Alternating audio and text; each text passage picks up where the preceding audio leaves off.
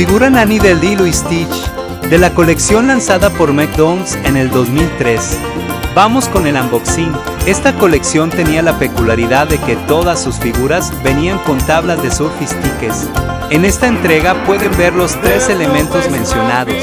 Asimismo, todas las figuras de esta colección tenían el mismo funcionamiento de las muñecas hula que se suelen poner en los carros.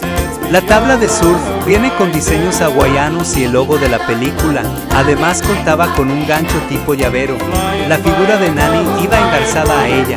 Por último, cada juguete venía con una pequeña plancha de stickers para decorar a las figuras o a las tablas. Sígueme para más contenido retro.